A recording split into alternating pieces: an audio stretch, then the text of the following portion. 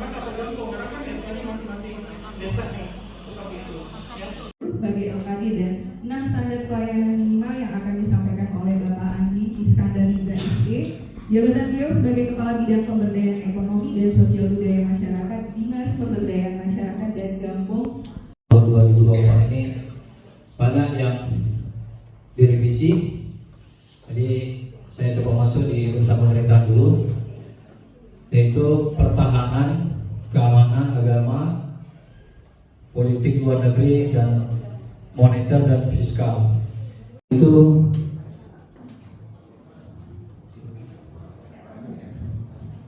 sekarang di Permendagri nomor 13 tahun 2024. Ya mungkin selama ini kita hanya berbicara kader posyandu itu terkait kesehatan di posyandu. Jadi tidak hanya berbicara masalah kesehatan. Urusan wajib tidak terkait pelayanan dasar yaitu tenaga kerja dan kearsipan. Urusan pilihan yaitu pertanian, kehutanan, energi dan sumber daya mineral. Dan harus menyusun rencana dalam pelaksanaannya dan pastinya akan dilakukan pembinaan. Kami informasikan Bapak Ibu karena slide-nya memang banyak ya, memang baru, mohon maaf Pak Andi, tapi saya sudah kirimkan ke grup Prokes Puskesmas. Nanti bisa di-share ya teman-teman dari Prokes, dan nanti di grup Pokjana Posyandu juga akan saya kirimkan Ibu, nanti slide-nya bisa diambil. Baik, mengenai pembahasan yang sudah disampaikan oleh Pak Andi, sedikit saya ingin menyimpulkan bahwa tentang kelembagaan posyandu ada peran yang belum maksimal dilaksanakan di desa, dan mungkin ini PR kita bersama. Kemudian adanya ILP nantinya ada kader 2 orang yang bertugas di Pusu dalam membantu layanan kesehatan seluruh siklus hidup. Kemudian ada tim pembina posyandu terdiri dari pemerintah daerah dan juga pemerintah desa. Kemudian ada 6 SPM yang layanan posyandu. Ada bidang pendidikan, bidang kesehatan, pekerjaan umum dan perumahan, kemudian bidang Trantibum, yaitu makanya pada hari ini kami mengundang ada dari BPBD hadir Bapak Ibu. Ya, terima kasih atas kehadirannya. Kita pembahasan sebentar ya Bu Dede. Baik, dari Bapak Ibu yang saya sebutkan tadi ada bidang pendidikan, pekerjaan umum dan perumahan, kemudian dari BPBD dan Satpol PP. Terima kasih. Assalamualaikum warahmatullahi wabarakatuh.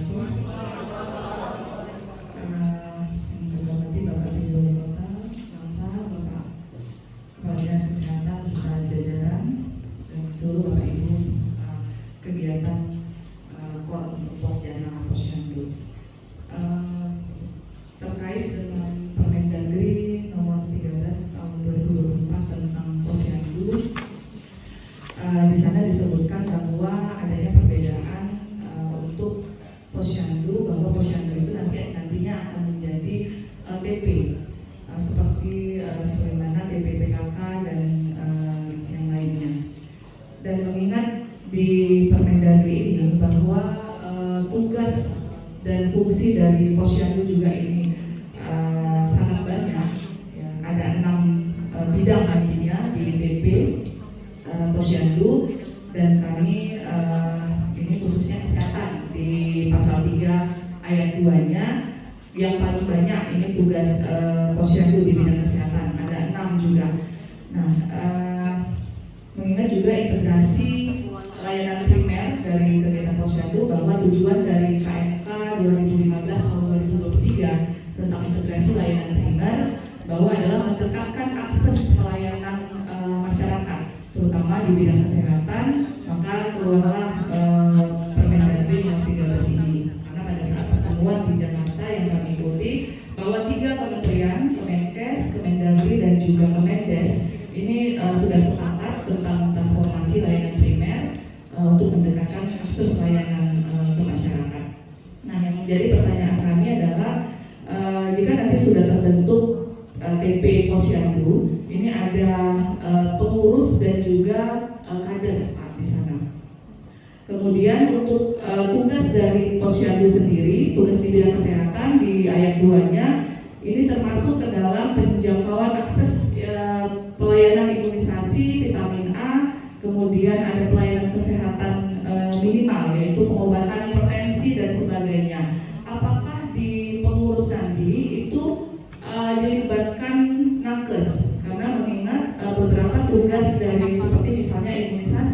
juga pelayanan kesehatan minimal, hipertensi dan sebagainya, ini sesuai dengan kompetensi.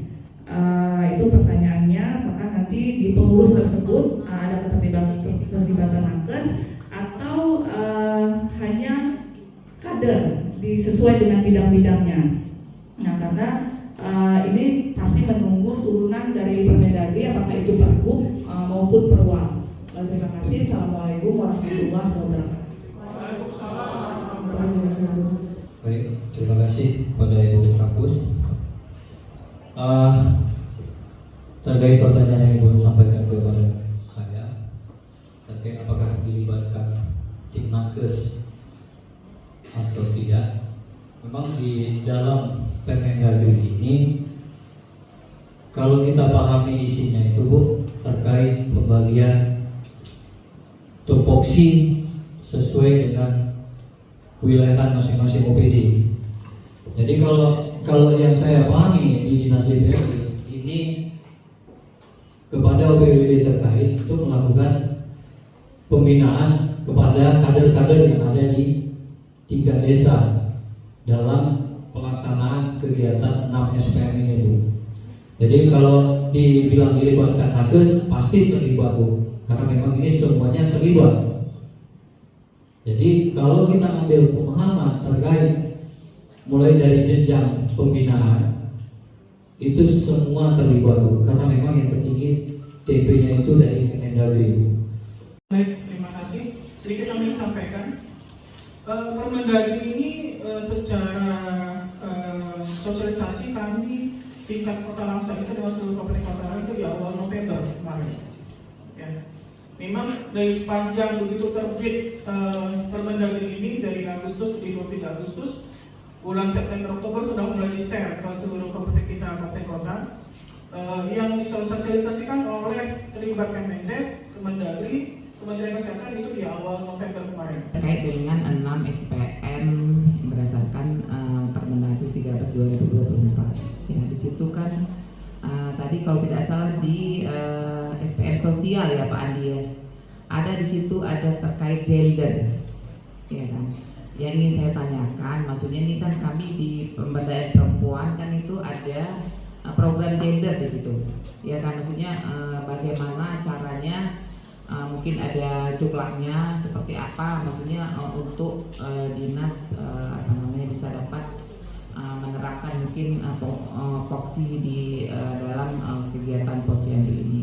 Nah yang kedua ya, tadi kan ini 6 SPM. Yang ini saya tanyakan ini satu lagi Bang Andi. Untuk pendampingan di mana ini ya? Tadi kan katanya di kegiatan wajib ya. Saya nggak ngerti juga nih Bu, yang ngatur masalah 3 kementerian ya Bu, Menteri Kesehatan, Dalam Negeri, dan Menteri Desa. Karena ini mungkin masih awal, bisa jadi ini menjadi bahan masukan ke depan. Tapi kalau ditanya perannya kader itu di apa, peran apa tadi Bu? Oh, gender tadi Bu. Sebenarnya kalau pemahaman di SPM ini Bu, kader tadi itu melakukan edukasi terkait gender. Jadi tugas kader itu yang memang khusus menangani masalah sosial, jadi tidak bercampur ya. Jadi masalah kantin ada kader sendiri, masalah sosial ada kader sendiri, masalah kesehatan ada kader sendiri. Kalau anak masih kecil-kecil, nggak usah dipikirkan anak saya menikah nanti bagaimana, ya belum beli rumah, simpan. Rambut kalau tahan sebulan lagi, udah putih semua. Saya berpikir simple aja. Karena waktu tsunami hari itu saya berpikir nggak hidup lagi. Ternyata masih hidup sampai sekarang. Jadi nggak usah kita ini jalannya. Saya dulu waktu tsunami meraung-raung menangis. Istri hilang, anak hilang, harta benda hilang dalam hitungan menit. Saya juga antara hidup dengan mati.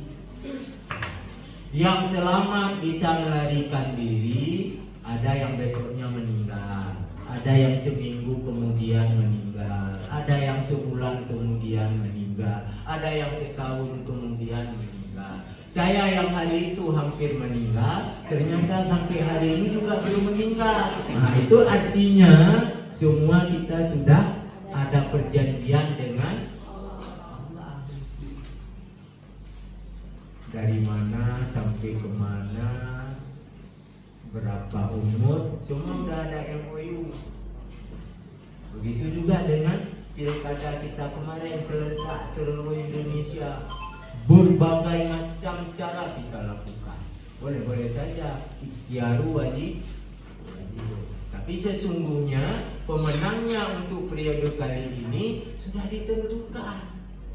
Dari 5 calon di Kota Langsa, sebenarnya di tangan Allah itu sudah blank, sudah ada. Ini pemenangnya. Kalau dikasih tahu, berarti nggak ada bertanding, udah kalah sebelum yakin. Itu yakinlah Bapak. Kalau Allah memberitahukan sesuatu kepada kita yang belum saatnya, kita udah mati duluan. Coba dikasih tahu, mungkin saya 1 bulan lagi meninggal. Hari ini hitung 1 bulan lagi, makan nggak mau lagi, mandi nggak mau lagi. Akhirnya datang sebulan lagi, nggak sampai sebulan udah meninggal duluan. Jadi itu Bapak Ibu, nggak usah terlalu dipikirkan, enjoy saja, ya, enjoy saja. Oke, nggak ada yang 3 ya? Sudah bisa. Sudah selesai ya? Sudah lewat ya. Saya hitung 1, 2, 3. Semangat. Izin Bapak Ibu, 1, 2,